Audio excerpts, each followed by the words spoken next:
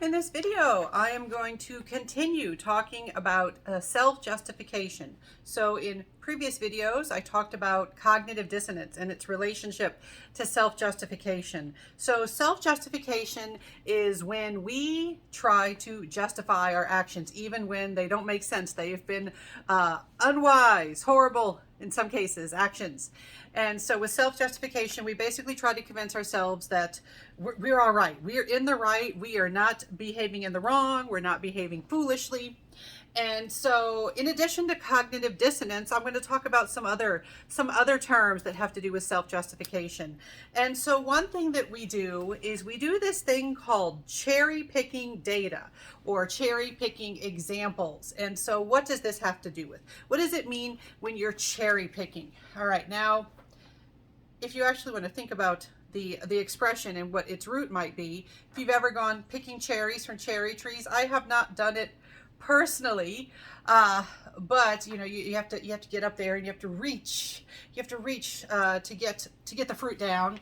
All right, but cherry picking is when you're very selective with which examples you use to make your case. You select only the data or only the examples, only the articles that support what you want to believe, what you want to be true. So you're not focusing on objective truth. You're not focusing on the strongest evidence. You're not focusing on the evidence that has the most consensus, that has the most agreement among experts. You are focusing on what makes you look good. All right. So with cherry picking, not only do you focus on what makes you look right, you also ignore contradictory data, even when there's a lot of contradictory data. So when you're cherry picking, let's say you start a new diet plan, and your friends might point out, hey, we've heard that diet plan is really, it's not just ineffective. Most diet plans are ineffective. If you're interested in the research, the vast majority of stuff that's marketed for weight loss, wellness, diets, it all has research indicating it's problematic. That could be a whole class, not just a whole other video. But let's say you're trying one and your friends are trying to tell you, oh no, I don't think you should do that. I don't think you should change your lifestyle based on that because we have this evidence that it's harmful. And they could even present serious stuff like, here are these studies showing that it can cause heart problems, that some people have died from following the advice of this diet. But you want to convince yourself that you've done something right, or you might want to believe that the diet is effective because maybe you're desperate to lose weight or do whatever you're trying to accomplish by changing your lifestyle. And so maybe you were so desperate for it to be effective because you've been looking for something that's effective, or you don't want to admit that you have already spent some money or spent a lot of time trying to change your life around for this. And so you will focus on the evidence that makes you look right. You'll say, oh, no.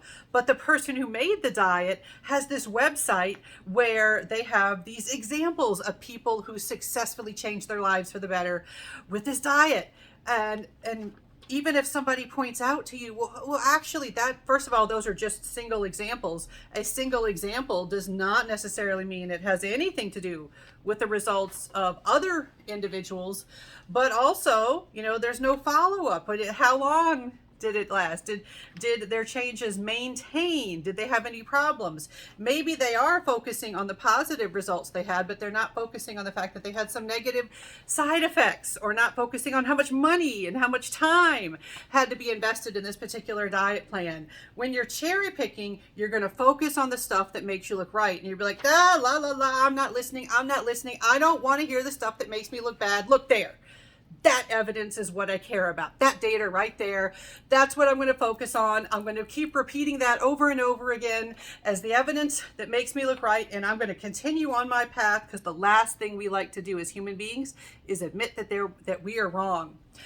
You also see this in debates online. I don't know if you ever got into the comments section of, an active comment section online can have lots of examples of cherry picking. Maybe you can see this if you look at people talking about masks or the COVID vaccine, or whether a political candidate is a good candidate or someone we should watch out for, someone who could be dangerous. You go into the comment sections and you will see people cherry picking. It'll be like, yes, let's focus on like a political candidate. Yes, they got in trouble for corruption. Yes, they have a sex scandal. And I'm just making somebody up. This is not aimed at anybody specific. All right. Yes, they did that. But they lowered taxes in their most recent position as, whatever they're, mayor, congressperson, whatever they've done recently. You say, yes, but they did this one thing. It's like, okay, you're cherry picking. You're focusing on the one thing. Let's talk about the other stuff. No, I don't care about the other stuff. I like to focus on the stuff that makes me feel right. I'm going to repeat and regurgitate that information over and over again because it's the stuff I like. All right, so people will do this. They will cherry pick. They will, instead of looking at all the evidence together as a whole, instead of thinking like a scientist or like a scientist is trained to think, they will be very selective. It's not a rational way of thinking, but it is a human way of thinking. Now, another thing that can happen is sometimes you can fall into something called the rationalization trap.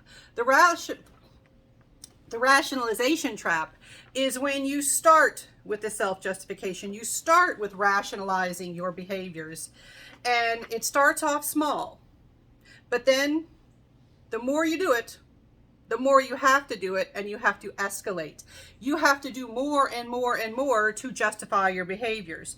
It refers to progressively larger self-justifications, and over time, the larger the self-justification, the more likely it is that you are justifying ridiculous, extreme behaviors.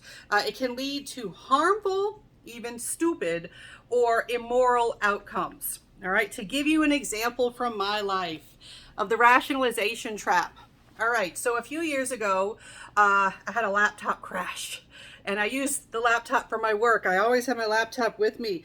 And so that was upsetting. I'm like, oh no. And so, I took it to the computer repair folks and they're like, yeah, this one, we don't think this one is salvageable. It's pretty old anyway. It was probably time for you to upgrade. And so when I went out to shop for a new laptop, at the time, I didn't have a lot of money. I had reduced income because of situations at that time, and I was getting ready to start a new semester teaching where I was going to get more income, but at the time I had reduced income. I was paying for like tuition for things for my kids and stuff like that, and so, I was kind of like, I was looking to save money. And so when I shopped around, I very much focused on saving money, and the laptop I bought, basically, it had what seemed like a really good price, but it turns out it lacked a lot of the things that I needed. Partially because the website that I got it from, it was not set up in a clear manner. It made it look like it had some stuff that it did not have. And of course, I got the one that was on sale because, I wanted to save the money. And so then I got this laptop.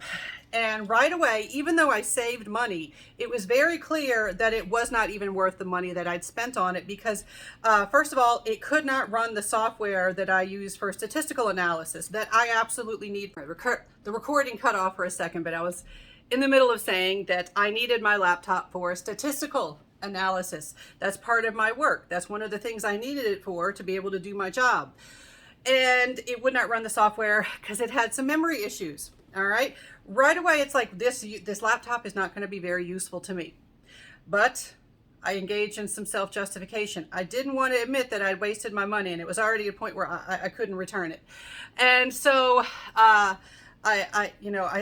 wanted to say, okay, no, it's not that bad. We can fix this. So I went in and I had some RAM added because it looked like that could fix the problem. Then after spending, it was like $100 extra or something like that to have RAM added. That's the special, different types of memory we're talking about here.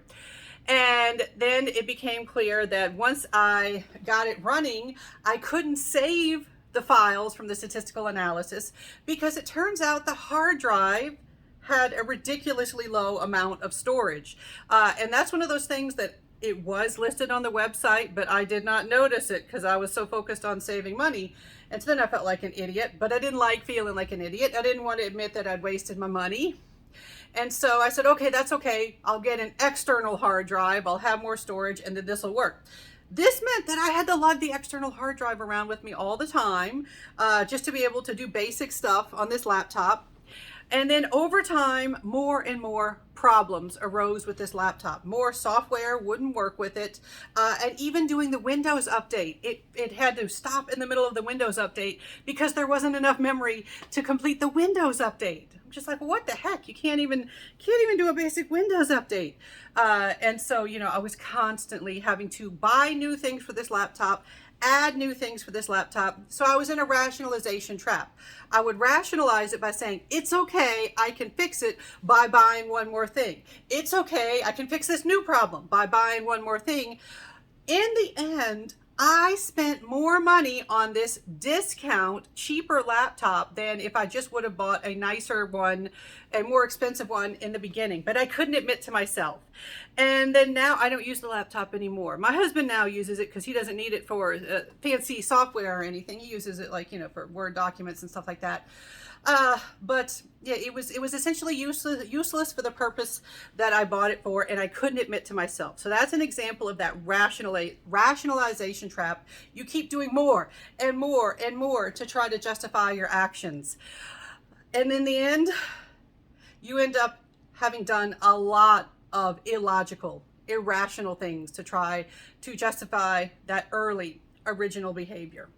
All right, so be familiar with the cherry picking and the rationalization trap, in addition to cognitive dissonance, when you are considering what we know about self-justification.